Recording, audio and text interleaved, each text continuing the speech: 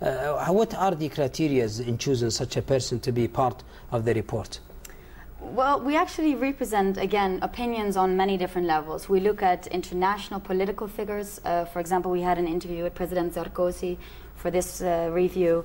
We represent local private sector You made this interview well. especially for the... especially for the report. For the report. Exactly. And about the kingdom, the questions were directed... Definitely. Okay. The opinion of these leaders is geared to what they think are the opportunities in the kingdom, or what is the relations between the kingdom and France in this case. That's on a political level. Then when you look at the different economic fields, we incorporate many opinions, from the leading rating agencies up until the major let's say business councils around the world, and of course again the local business leaders.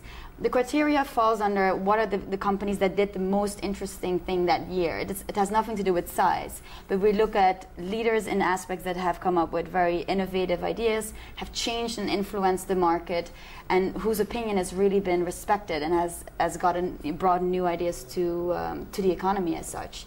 So at the end of the day, again, it's from political sides, it's from the public sector, it's ministers, it's private sector leaders, and it's obviously experts from the field. Okay. Mr. Gonzalez, obviously there has to be, this book has to be written in a language that's very important, especially for investors to read. So what are the criteria that you have followed in writing this report? If I understand your question correctly, are you trying to ask about the language that's being utilized? Yes. Okay, well, the language, of course, it's an English-based publication. It's ranked as the most comprehensive English publication available. That's only in English. You have published it in English. Exactly. No Arabic, no other languages. Exactly. That is one of the core of our businesses. We gear towards the decision makers, and as we know globally, the language of business is English. So this is why you write it in English. But you don't have maybe a plan in the future, because it doesn't really, take much to interpret this or translate it into other languages. Exactly. No, you're correct. It doesn't take much. But again, because of the audience, the key target audience who reads the publication, it tends to be the international community. This is why the publication, as it stands right now, it's written only in English language. Do we know how many subscribers to this report? Yeah, we do. Go ahead. Yeah, the last numbers show that internationally we have a subscription of 71,000 publications. Wow. And within it's a big number. Exactly. And actually this year is expected to grow about 20%. And also within the kingdom we have a distribution of 21,000. So in total it was 92,000. 92, wow, that's an impressive number. Now, let me ask you this: what is your relation with the SAGIA? Do they contribute to this? Is it an independent report? Talk to us about the procedure, the mechanism of writing such a report. Mm-hmm. Definitely. In each country, when we set up our offices, we make sure that we have local strategic partners. When it comes to the kingdom, obviously, SAGIA is a very logic partner because they have the same mandate as we do, which is to provide, let's say, attract more foreign direct investments, is to look for opportunities, create a business environment that enhances foreign direct investments. And in that way, we're definitely on the same line, and that's why we chose them to be our strategic partners. That means we are an independent research company, definitely, but we work hand in hand because we have the same goals. So when it comes to getting access to high economic and political interviewees, getting information from the inside about the economic cities, which is one of the main aspects of foreign investments right now, then that is obviously key material that we need from SAGIA's side. Another thing I think is very important to highlight is when you look at creating a business environment that is welcoming for foreign direct investments, SAGIA has actually taken the lead in announcing the 10 by 10 goals, in which Saudi Arabia will become actually one of the most 10 competitive nations around the world. And they have been very successful so far, since the World Bank has recently launched a report that says that Saudi Arabia is now on the 16th place in that scale. So within that context, we're really working on the same objectives, and our report suits also, again, the investors that they are attracting, because they will have as a point of reference our reports at hand. Okay. I understand that you have included some of King Abdullah's speeches.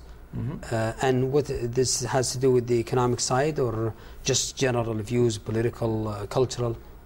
Pretty much the speech that we have incorporated in the report by the custodian of the two holy mosques, His Royal Highness King Abdulaziz. It just was the speech that was given to the Shura Council, talking about the efforts that have to be put together by everyone, all stakeholders within the kingdom, to move forward the kingdom into the new challenges that come into the future. But of course, the many opportunities and how everyone needs to collaborate and work together to make these economic developments happen. Okay. We'll ask more questions regarding this report, but we'll go to Mr. Mr. Hajjaj Abu Khidr, an economic analyst. Mr. Hajjaj, for investors to buy or subscribe to this book, what they look for, what kind of information they should find in such report?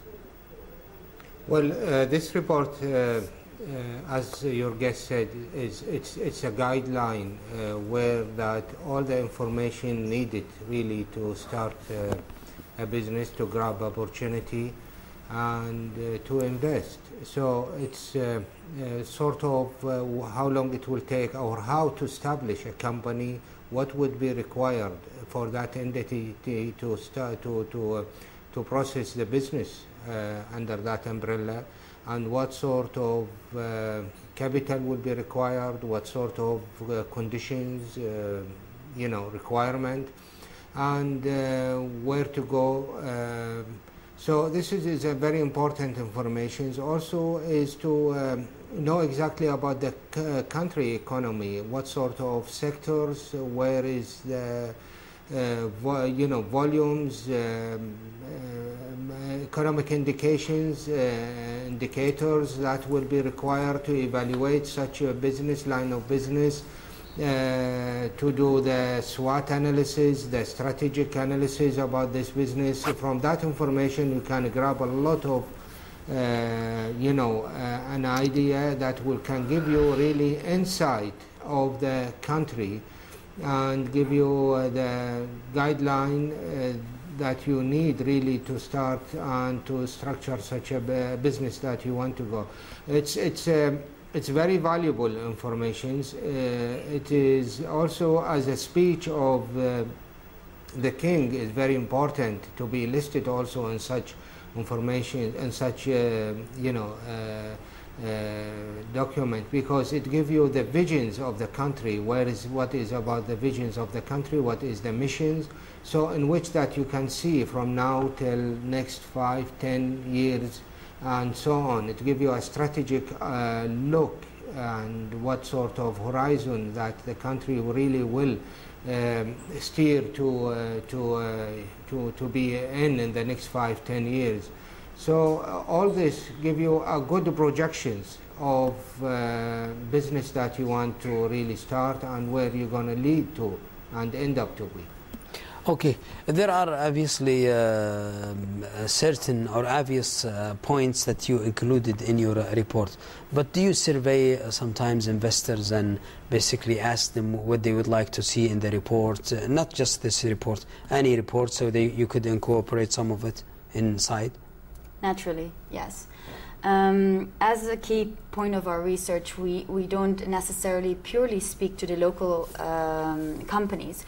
There's a lot of investors that are already working in Saudi Arabia, let's say foreign company who has done or set up their business recently. Our questions are on both sides. What is the information that you need, but also how was it to enter the kingdom? How was it easy to set up your business? What are the changes that you feel are in place? And in that way, we don't only have the local expertise, we also get